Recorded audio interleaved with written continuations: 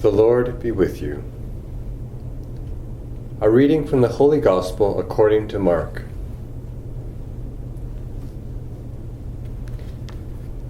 A man with leprosy came to Jesus, begging him, and kneeling, said to Jesus, "If you choose, you can make me clean."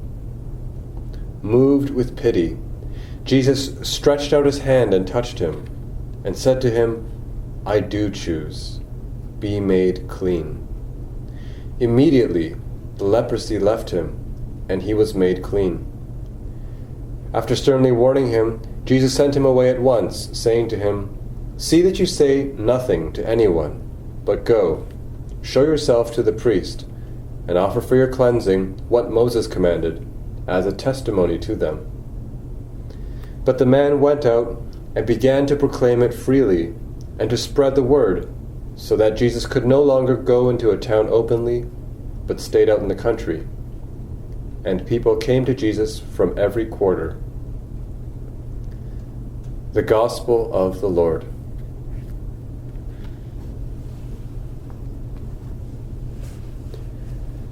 I remember when I first learned that leprosy in the Bible may not have only referred to Hansen's disease, that bacterial infection we call leprosy today, from which St. Damien of Molokai died after ministering to a leper colony in Hawaii for 16 years.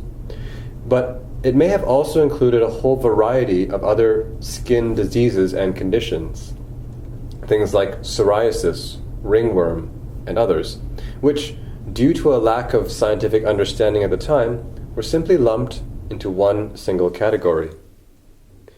In hearing about the way these people were made to behave, as we heard in our first reading, having to do things like being required to cover their upper lip, or making these people live alone, isolated from others, such preventative measures always seemed to me, at least back then, to be unnecessarily harsh, motivated by fear and lack of understanding, as the Old Testament can so often seem to us when we are lacking in understanding.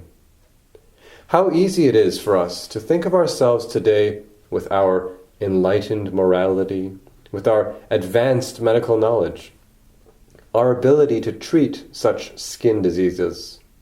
We would never subject people who are suffering to such treatment, would we?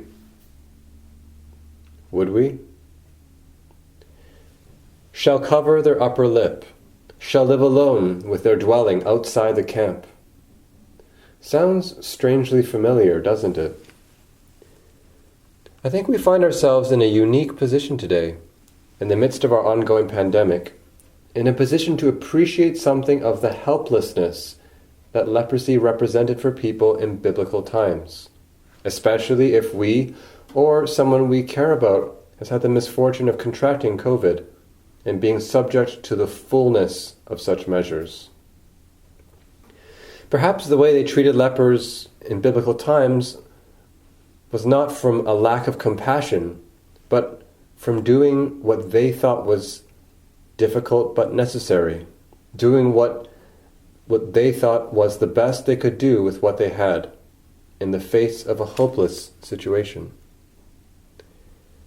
Although it's not in our first reading today, in the second book of Kings, we get a sense of how people saw leprosy when Naaman, a Syrian general with leprosy, is sent to the king of Israel so that the prophet Elisha can heal him. The king of Israel thought that the king of Syria was trying to pick a fight with him, asking him to do the impossible. We read, "When the king of Israel read the letter, he tore his clothes and said, 'Am I God, to give death or life, that this man sends word to me to cure a man of his leprosy?'" Curing leprosy was thought to be about as doable as raising someone from the dead.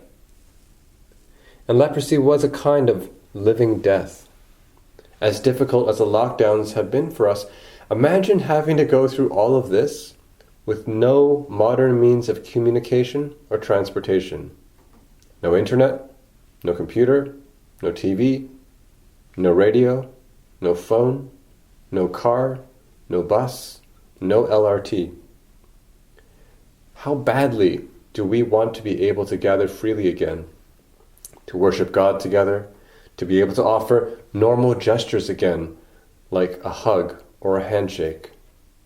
In a sense, we all have a little taste right now of what it might have been like to have been a leper in biblical times. Now, how much more do you think the man with leprosy in today's gospel wanted the life that he once knew?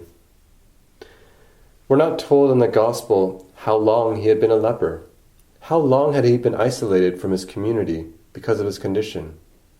How long had he been separated from his family? Months? Years? But what an example of faith. In the midst of his isolation and his hopeless, helpless situation, who knows for how long, this leper is an example for us when we find praying difficult in our isolation. If you choose, you can make me clean. That's a pretty bold statement if you think about it. Leprosy, like COVID, required isolating to control the spread because there was no known cure. The leper didn't ask Jesus, "Are you able to heal me?" The leper said, "If you choose, you can make me clean." And his words were not only an act of faith in Jesus' divine power, "You can make me clean." His words were also an act of surrender, of faith in Jesus' divine goodness. If you choose.